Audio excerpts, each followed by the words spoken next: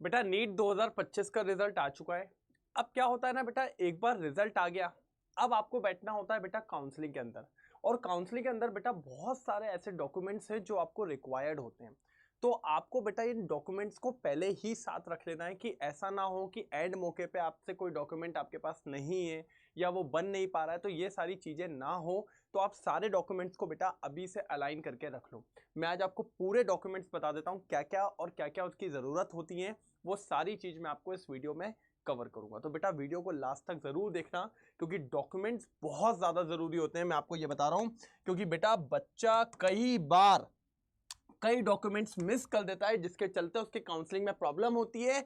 एक एक राउंड छूट जाते हैं उसके राउंड वन में बैठ ही नहीं पा रहा है। तो ये दिक्कतें ना हो तो बेटा आपके पास सारे डॉक्यूमेंट्स होने चाहिए। देखिए बेटा, सबसे पहले आपको लगती है 10th और 12th की मार्कशीट, ये सबसे प्रायर होता है आपका। अच्छा, 10th की मार्कशीट वो लोग इसलिए होता है सिर्फ और सिर्फ बेटा उसको डेट ऑफ बर्थ के लिए किया जाता है, कि आपकी डेट ऑफ बर्थ जो रहती है वो आपकी 10 से वेरीफाई हो जाती है। रही बात 12th की मार्कशीट, तो ये बेटा एलिजिबिलिटी के लिए होती है। किसके लिए बेटा? एलिजिबिलिटी के लिए, ठीक है, कि आपके पास पीसीएम में 50% मार्क्स हैं कि नहीं है, जो आपको पता है 12th में आने चाहिए। तो 12th के आपको मार्कशीट लगती है। तो एक काम करना, 10th 12th की बेटा आपकी ओरिजिनल मार्कशीट और इसकी फोटोकॉपीज रख लेना आप, ठीक है। एटलीस्ट दो दो फोटोकॉपीज तो करा ही लेना। फिर आता है बेटा टीसी, आपके स्कूल से भी टीसी मिलती है आपको। अब क्या होता है बेटा, एक चीज और होती है, जैसे मान लीजिए स्कूल के बाद वो ड्रॉप लेके बीएससी कर रहा था, तो उसने पूरी बीएससी कंप्लीट करी, उसके बाद उसने नीट का एग्जाम दिया, फिर वो काउंसलिंग में बैठ रहा है, तो उसकी बीएससी का ट्रांसफर सर्टिफिकेट लगेगा। तो बेटा जो भी आपने लास्ट पास किया होता है उसका ट्रांसफर सर्टिफिकेट वो लगता है। स्कूल लिविंग सर्टिफिकेट ये भी लगता है बेटा, कि आपने किस ईयर में स्कूल पास आउट किया है, वो लिविंग सर्टिफिकेट भी आपका लगेगा। साथ ही साथ माइग्रेशन सर्टिफिकेट ये भी आपको मिलता है बेटा। तो ये तीनों चीज आपको याद रखनी है। ट्रांसफर सर्टिफिकेट जब आपने लास्ट पास किया, अगर आपने 12th पास किया तो 12th की मार्कशीट, 12th का टीसी लगेगा। अगर आप पहले बीएससी कर रहे थे फिर उसके बाद नीट की काउंसलिंग में बैठे हुए हैं, नीट का एग्जाम देके, तो बीएससी का ट्रांसफर सर्टिफिकेट लगेगा। और उसके बाद स्कूल लिविंग सर्टिफिकेट, किस ईयर में आपने स्कूल दिया, स्कूल से पास आउट हुए, उसका लिविंग सर्टिफिकेट और माइग्रेशन सर्टिफिकेट, ये तीनों लगेंगे बेटा। इन तीनों की ओरिजिनल अपने पास रखना और दो दो फोटोकॉपीज करा के रख लेना। फिर आता है नीट एप्लीकेशन फॉर्म। बेटा जब आपने नीट का एग्जाम रजिस्ट्रेशन किया था, तो उस टाइम पे आपका नीट एप्लीकेशन फॉर्म हुआ था। जो मेन कंफर्मेशन पेज था उसका आप रख लीजिएगा, दो फोटोकॉपीज करा के उसकी भी रख लीजिएगा। नीट एडमिट कार्ड, बेटा इसकी कलर्ड फोटोकॉपी, इसकी तो कलर्ड फोटोकॉपी मैं कहूंगा आप करा के रख लेना। कलर्ड फोटोकॉपी भी, और साथ ही साथ आपकी नॉर्मल फोटोकॉपीज भी करा के रख लीजिएगा। ये बहुत इंपॉर्टेंट है नीट एडमिट कार्ड, है ना, आपको पास हो गई। नीट स्कोर कार्ड, जब आपका रिजल्ट आया था बेटा, जिसमें आपकी रैंक दी हुई है, क्योंकि आपका जो एडमिशन में सिलेक्शन होता है, मतलब कॉलेज में जाते तो बेटा वो रैंक बेसिस पे ही होता है, आपको पता होना चाहिए, मार्क्स बेसिस पे नहीं होता।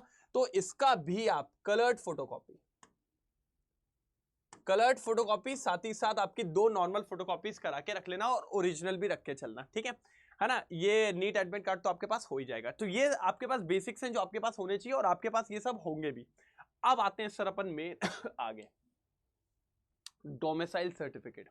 बेटा स्टेट काउंसलिंग में इसका रोल सबसे ज्यादा है, क्योंकि आपको पता है स्टेट काउंसलिंग में 85% सीट्स होती है स्टेट की, है ना। स्टेट काउंसलिंग में 85% सीट्स ली जाती है, हाँ, पता है ना आपको कि नहीं पता है? तो बेटा उसके लिए आपका डोमिसाइल सर्टिफिकेट बहुत जरूरी है, कि आप किस स्टेट से बिलोंग करते हो।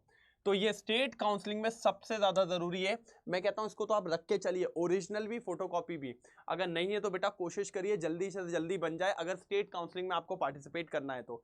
दूसरी इंपॉर्टेंट बात कुछ लोग बोलते हैं सर ये ऑल इंडिया कोटा में भी, एमसीसी में भी लगती है, तो मैं कहता हूं रख के चलो, अगर लगेगा तो उसको दे देना, नहीं तो फिर स्टेट काउंसलिंग में काम में आ जाएगा। बेटा कैटेगरी सर्टिफिकेट ये सिर्फ उनके लिए है जो एसटी, एससी और ओबीसी वाले हैं। बेटा इसमें क्या होता है, इसमें दो सर्टिफिकेट्स बनते हैं। एसटी और एससी वालों का तो सिर्फ सेंट्रल बनता है, तो वो सेंट्रल बनता है तो कोई दिक्कत की बात नहीं है। लेकिन ओबीसी वालों के दो बनते हैं, ओबीसी वालों के दो बनते हैं, एक सेंट्रल सर्टिफिकेट बनता है और एक स्टेट सर्टिफिकेट बनता है। तो ये दोनों प्लीज बनवा लीजिएगा।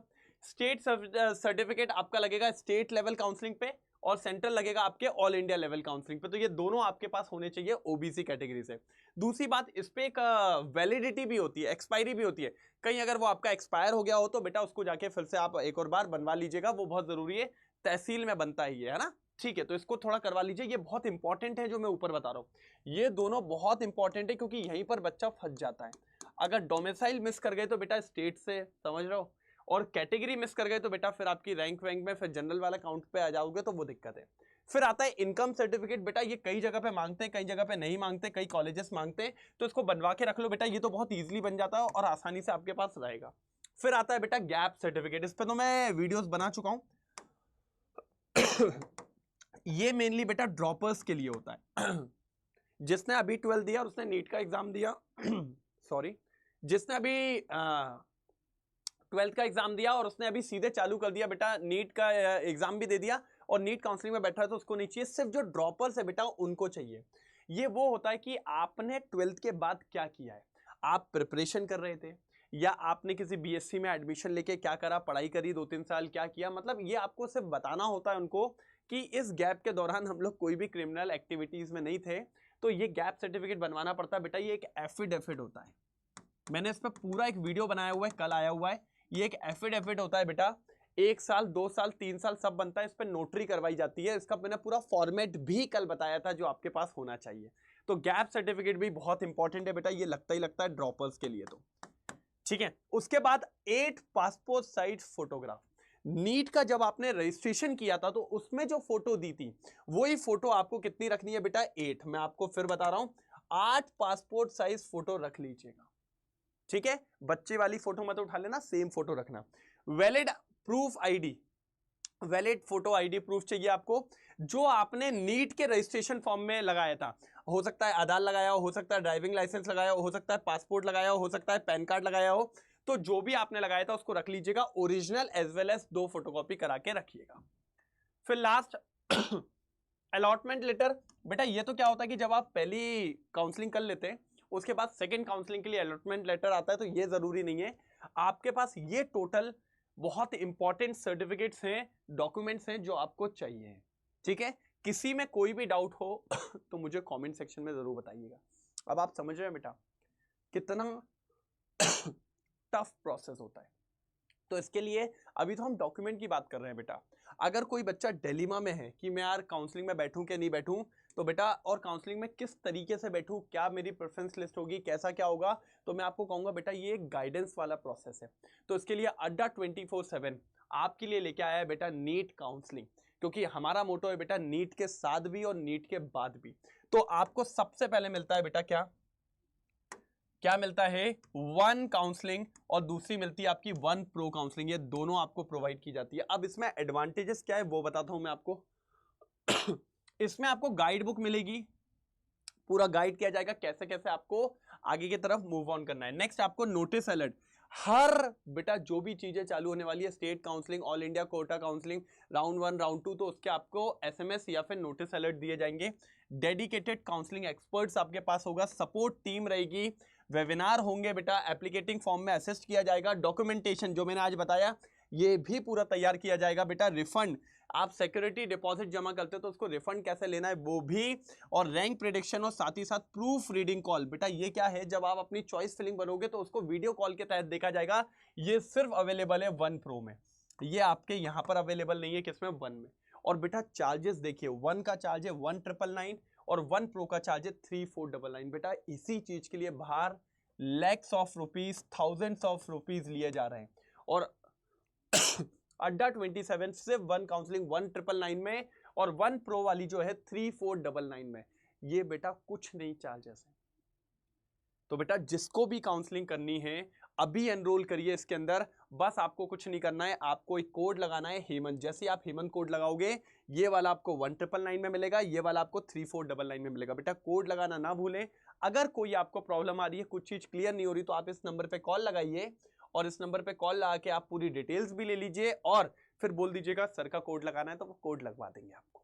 तो बेटा अभी एनरोल करिए काउंसलिंग में, क्योंकि काउंसलिंग में एक छोटी सी गलती आपका ड्रीम कॉलेज आपसे दूर करवा सकती है। फिर बेटा आपको पता ही है, जिन बच्चों को क्लियर हो गया कि नहीं यार हमारा नहीं हो पा रहा है, तो उनके लिए हम वापस खड़े हो चुके हैं, हमारी पढ़ाई चालू हो चुकी है, हमारा बैच चल रहा है ऑलरेडी। और अब आप लोग के लिए ले आए हम कामयाबी 2.0 बैच, कामयाबी 2.0 बैच। और बेटा इसमें डुअल फैकल्टी आपको मिलने वाले हैं, मतलब आपको फिजिक्स के 2, बायोलॉजी के 2, केमिस्ट्री के 2 टीचर्स पढ़ाएंगे। और सिर्फ भाई प्राइस है 4444, ये दिख रहा है। इसमें आपको अगर आप कामयाबी बैच लेते हैं तो विक्ट्री बैच फ्री मिलेगा 2026, मतलब आपके ऊपर चॉइस है आप किस टीचर से पढ़ना चाहते हो। 43500 प्लस प्रैक्टिस क्वेश्चंस मिलने वाले वीडियो सॉल्यूशंस के साथ। 2 लेवल अप की बुक मिलने वाली है जिस पे हमारा काम चल रहा था बेटा 1 महीने से। ड्यूअल फैकल्टी प्रोग्राम आपको मिलेगा, कोई दिक्कत की बात नहीं है। और ये वाला प्राइस आपको तब मिलेगा जब आप मेरा कोड लगाओगे हेमंत। तो बेटा जैसे ही अभी एनरोल करिए, कोड लगाइए हेमंत, इसके साथ जैसे ही आप हेमंत कोड लगाएंगे आपको मेरी मेंटोरशिप में ऐड कर दिया जाएगा। तो ये बहुत इंपॉर्टेंट है, इसलिए बेटा कोड लगाना ना भूलें। अगर कोई डाउट होता है आप इस नंबर पे कॉल करिए, ये आपको पूरी डिटेलिंग दे देंगे और फिर यही आपको मेरा कोड लगवा भी देंगे। आप इनको बोल देंगे तो आपको ये मेरा कोड लगवा भी देंगे, कोई प्रॉब्लम वाली बात नहीं आने वाली। तो बेटा जिनको लग रहा है काउंसलिंग में बैठना चाहिए, जिनका आ रहा है काउंसलिंग में, तो प्लीज़ काउंसलिंग में एनरोल करें। और जिनको लग रहा है उनका नहीं हो पा रहा है, बेटा एक आखिरी मौका, एक आखिरी छलांग लगाने के लिए रेडी हो जाइए नीट 2026 के साथ। और बेटा हमारा बैच ऑलमोस्ट चालू हो गया है, पढ़ाई चल रही है, बच्चों से पूछिए किस लेवल का इस बार करवाया जा रहा है, तो बस चालू हो जाओ फोड़ने के लिए। और इस अमाउंट में आपको कहीं नहीं मिलेगा, इतने सारे फैकल्टीज जो पूरी जान से आपको लगा के पढ़ाएंगे। ठीक है, तो बस आपको कोड लगाना है, इस अमाउंट में आपको ये बैच मिल जाएगा, मेरी मेंटोरशिप मिल जाएगी। तो फटाफट एनरोल करिए बेटा, ठीक है। कोई भी दिक्कत हो नंबर पे कॉल करिए, वो आपको पूरी डिटेल्स के साथ मेरा कोड भी लगवा देंगे। तो बेटा हो जाओ रेडी, अब फोड़ने का समय आ गया है, अब कुछ करके दिखाने का समय आ गया है, और अब भाई नाम रोशन करने का समय आ गया है। तो एक छलांग और नीट 2026 अपने हाथ में। ठीक है, फटाफट एनरोल करिए बेटा, बेस्ट ऑफ लक।